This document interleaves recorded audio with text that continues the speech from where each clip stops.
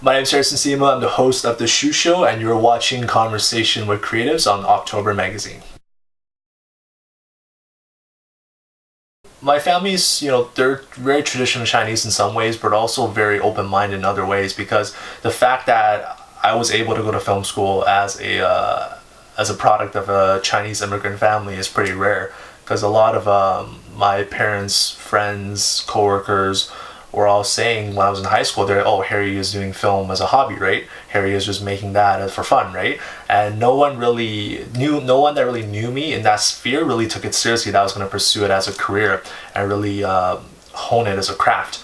But when it was time to actually decide on which school I want to go to and what I want to study, my parents were very respectful and they were very supportive in helping me explore options. And they knew ultimately that if I didn't want to do it, that would be the biggest waste of time and money. After I left film school, for the longest time, and even still to this day, because I only left school about a year and a half ago, so my parents are still constantly asking me, hey, do you want to explore business school? Do you want to learn a science topic? They're still kind of pushing me towards that traditional educational route, just because I understand where they're coming from, because they both went through that path and they both found a lot of success through it. So ultimately that's where their understanding and their knowledge base comes from, and it's easy to see why they will push me in that direction, which I totally understand and respect.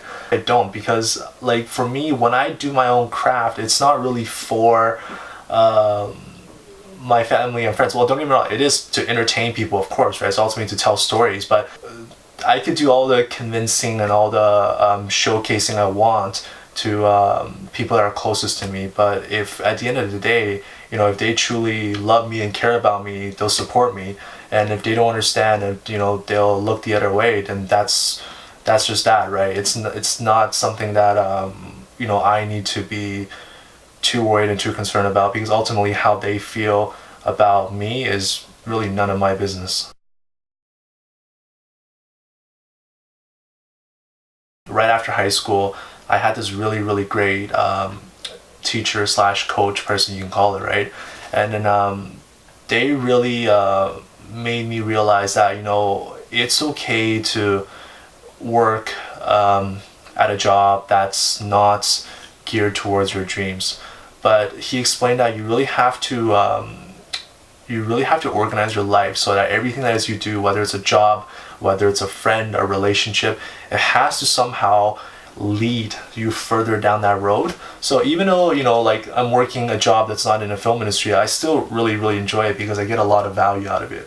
I get a lot of value in terms of the skill set I'm learning. I get a lot of value in terms of the clientele I'm dealing with. I get a lot of value in terms of the craft, because what I'm doing right now, there's a lot of like I'm in men's clothing right now, and there's quite a bit of art and there's quite a bit of craftsmanship behind what we do. So all those aspects, gives me a lot that I can actually take away and apply to my creative craft outside of work.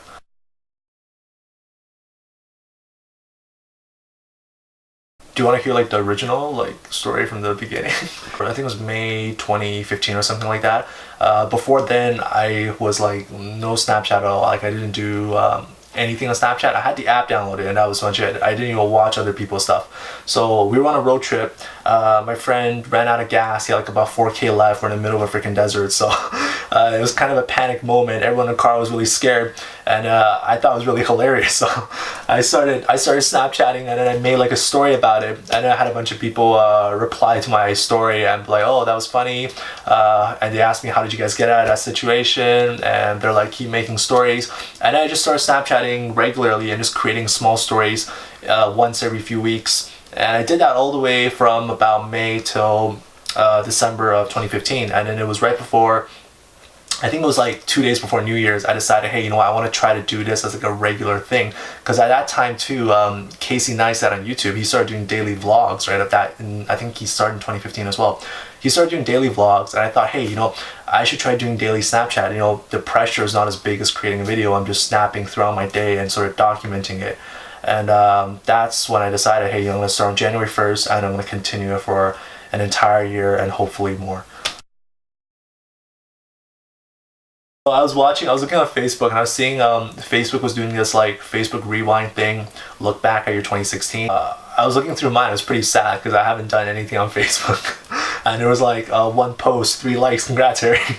So and then I thought, you know, I was like, wow, I was like, I felt like I'd done so much this year, and then but where is all of it? And I realized, you know, all of it is on Snapchat. That's where all of my content is, and I'm glad that I saved a lot of those content. I would have loved to save more, but in the beginning I wasn't really saving my stories every day. So I decided, hey, you know, I'm going to take all of my content throughout the year and sort of make my own short film really about my year, about, you know, how everything went. And a lot of it really is for the friends and the people in my life, because it's those people, you know, like yourself, that make up my stories, because you guys are the biggest, you know, entertaining factors to it. You know, people love characters on there like Ziggy, like all the other people, and without you guys, you know, there really is no story. So I kind of did it for that purpose.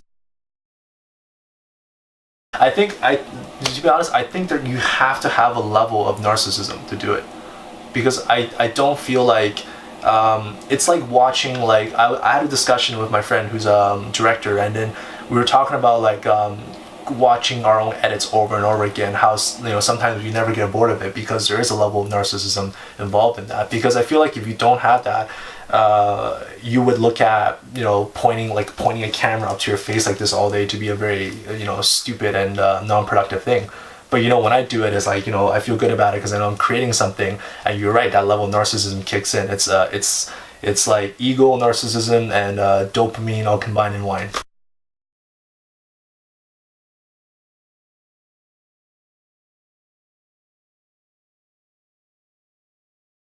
What's up, Snapchat? I'm now here back in my old neighborhood of East Van with Calvin and Conversations with Awktober magazine. This one's going to be live in New Year's. That's it. That's it, yeah.